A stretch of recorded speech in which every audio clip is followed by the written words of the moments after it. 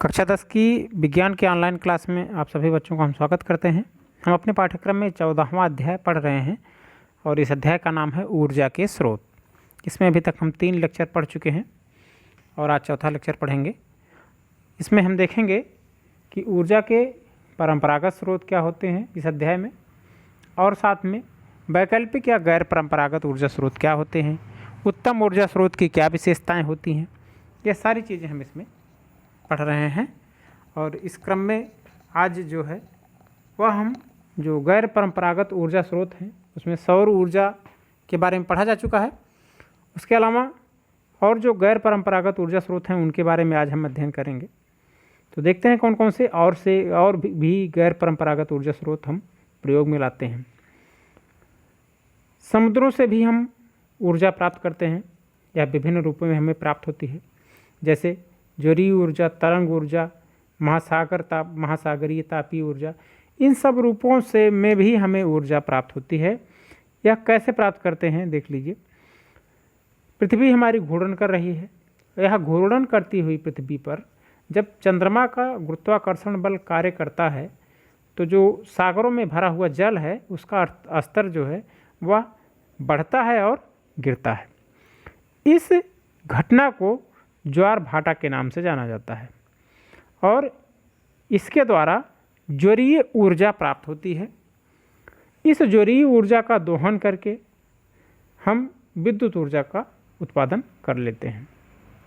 इसके लिए क्या करते हैं कि किसी संकरे क्षेत्र में, सागर के किसी संकरे क्षेत्र में एक बांध बना देते हैं और जब जल बढ़ता है तो वह उस बांध में भर जाता है और बांध के द्वार पर हम टरबाइन को स्थापित करके ज्वरीय ऊर्जा को विद्युत ऊर्जा में परिवर्तित कर लेते हैं, उसका उपयोग होता है। इसी तरह तरंग ऊर्जा होती है। तरंग ऊर्जा कैसे प्राप्त करते हैं? समुद्र तट पे बड़ी बड़ी लहरें उठती हैं और इन विशाल लहरों की जो गतिज ऊर्जा होती है उसकी सहायता से टरबाइन को घुमाया जाता है, जिससे यह तरंग ऊर्जा विद्युत ऊर्जा में परिवर्तित कर ली जाती है। इसी तरह महासागरीय तापीय ऊर्जा होती है। समुद्रों और जो महासागर हैं उनकी पृष्ठ सतह का जो जल होता है वह सूर्य के गर्मी के कारण काफ़ी गर्म हो जाता है, जबकि वहीं जो गहरे भाग हैं या गहराई वाला भाग है वहाँ का जल अपेक्षाकृत ठंडा होता है। तो यह जो ताप का अंतर होता है समुद्र की या सागर की ऊपरी सतह का और नीचे वाली सतह का, यह जो तापांतर होता है इसका उपयोग एक यंत्र होता है जिसे सागरीय तापीय ऊर्जा रूपांतरक विद्युत संयंत्र के नाम से जाना जाता है। उसका उपयोग करके हम ऊर्जा प्राप्त करते हैं। इस यंत्र को शॉर्ट फॉर्म में ओटेक कहा जाता है। ओटेक का मतलब है कि ocean thermal energy conversion plant. Ocean thermal energy conversion plant के नाम से हम इस यंत्र को जानते हैं। यह विद्युत संयंत्र जो है ओटेक तभी प्रचालित होता है, चलता है, जबकि सागर का जो पृष्ठ सतह का ताप है और उसकी 2 किलोमीटर जो गहराई में जल का ताप है, दोनों जल में जो ताप का अंतर है वह 20 डिग्री सेल्सियस का हो, तभी यह यंत्र कार्य करता है। तो सतह का जो गर्म जल होता है, तप्त जल होता है, उसका उपयोग अमोनिया जैसे कम क्वथनांक वाले वाष्पशील द्रव को उबालने में किया जाता है, उसकी गर्मी का उपयोग, और वह जो वाष्प उत्पन्न होती है उसका उपयोग करके टरबाइन को घुमाया जाता है, जिससे विद्युत उत्पन्न होती है। और यह वाष्प गहराई में जो स्थित ठंडा जल है उसका उपयोग करके उस वाष्प को ठंडा कर लिया जाता है। तो इस तरह यह एक क्रम चलता रहता है और विद्युत का उत्पादन होता रहता है। इसी तरह होती है भूतापीय ऊर्जा। यह भी एक गैर परंपरागत या वैकल्पिक ऊर्जा स्रोत के रूप में काफ़ी प्रयोग होता है। हमारे देश में नहीं, विदेशों में काफ़ी इसका उपयोग किया जा रहा है। भूतापीय ऊर्जा भूगर्भिक परिवर्तनों के कारण पृथ्वी के जो कुछ स्थल हैं वहाँ तप्त स्थल बन जाते हैं और भूमिगत जल इन तप्त स्थलों के जब संपर्क में आता है तो भाप उत्पन्न होता है। यह भाप गर्म जल कभी कभी पृथ्वी की सतह के बाहर भी निकलने लगती है, जिसे गर्म चश्मा या उष्ण स्रोत के नाम से भी जाना जाता है। और कभी कभी यह भाप चट्टानों के बीच में फंस जाती है और उन चट्टानों पर अत्यधिक दबाव उत्पन्न हो जाता है। इस भाप को हम पाइप डालकर बाहर निकालते हैं और उस दबाव के कारण यह भाप बहुत तेज़ी से बाहर आती है और उसके कारण हम उस भाप की गति के से टरबाइन को घुमाते हैं और विद्युत उत्पन्न होती है। यह ऐसा संयंत्र जो है हमें न्यूजीलैंड और संयुक्त राज्य अमेरिका में कई विद्युत भूतापीय ऊर्जा पर आधारित विद्युत संयंत्र में देखने को मिलेंगे। इसके बाद और वैकल्पिक ऊर्जा स्रोत नाभिकीय ऊर्जा है। जब किसी नाभिकीय ऊर्जा प्राप्त कैसे होती है जान लीजिए। जब किसी भारी परमाणु जैसे कि यूरेनियम, प्लूटोनियम, थोरियम, इन तत्वों के परमाणुओं के नाभिक को एक निम्न ऊर्जा कण न्यूट्रॉन की इस पे बमबारी की जाती है तो यह हल्के नाभिकों में टूट जाते हैं और नाभिक के टूटने के कारण विशाल मात्रा में ऊर्जा मुक्त होती है। यह ऊर्जा किसी कार्बन परमाणु के दहन से जो ऊर्जा प्राप्त होती है उसकी तुलना में लगभग 1 करोड़ गुना अधिक होती है। नाभिकीय ऊर्जा नाभिकीय संयंत्रों में इसी नाभिकीय ऊर्जा या नाभिक से मुक्त होने वाली ऊर्जा का उपयोग करके भाप बनाई जाती है और उस भाप का उपयोग विद्युत उत्पन्न करने में किया जाता है।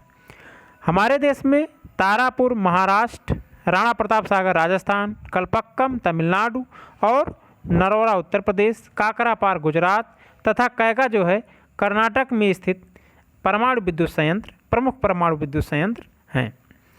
नाभिकीय विद्युत संयंत्रों की प्रमुख समस्या जो है वजह होती है कि जो बचा हुआ नाभिकीय ईंधन होता है उसका निपटारा करना काफ़ी जो है जटिल होता है, क्योंकि इससे बहुत घातक विकिरण निकलती रहती है और पर्यावरण प्रदूषित होता है।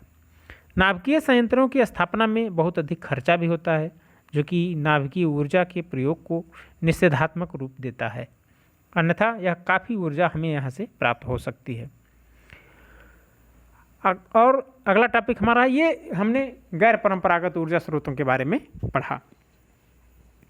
चलिए दोनों तरह के ऊर्जा स्रोत हमने पढ़ लिए, परंपरागत और गैर परंपरागत। हम जो ऊर्जा स्रोत उपयोग करते हैं उसमें क्या विशेषताएं होनी चाहिए इसके बारे में भी हमें जानना है। इसीलिए इसी आधार पर वह ऊर्जा स्रोत हमारे लिए उपयोगी या अनुपयोगी या कम उपयोगी श्रेणी में बांटा जा सकता है। तो किसी भी ऊर्जा स्रोत की उपयोगिता निम्नलिखित कारकों पर निर्भर करती है। ये इन कारकों में पहला कारक है कि स्रोत से जो ऊर्जा प्राप्त हो रही है वह सरलतापूर्वक प्राप्त हो सके, उसमें बहुत ज़्यादा हमें जटिलता न झेलनी पड़े, तो वह ऊर्जा स्रोत अच्छा ऊर्जा स्रोत माना जा सकता है। ऊर्जा स्रोत में अगर यह विशेषता है तो वह बढ़िया ऊर्जा स्रोत हम उसको कहेंगे। दूसरी बात, ऊर्जा प्राप्त करने के लिए जो हमारे पास प्रौद्योगिकी दक्षता है वह उन्नत किस्म की उपलब्ध हो, अन्यथा हम उस ऊर्जा स्रोत से प्राप्त ऊर्जा का अच्छे तरह से उपयोग नहीं कर पाएंगे।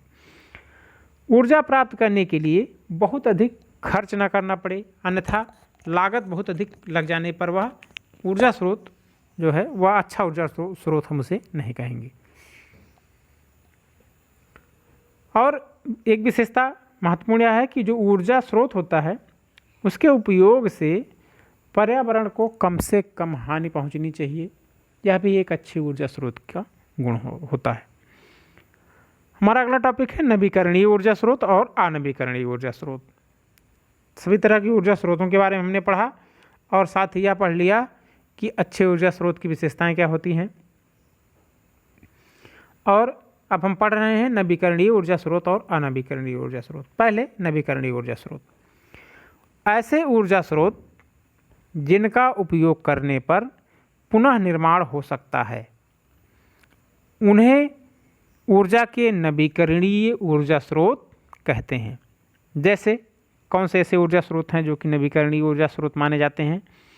सौर ऊर्जा, पवन ऊर्जा, जैव मात्रा ऊर्जा, ये सारे ऊर्जा स्रोत नवीकरणीय ऊर्जा स्रोत माने जाते हैं। दूसरे तरह का ऊर्जा स्रोत होता है अनवीकरणीय ऊर्जा स्रोत।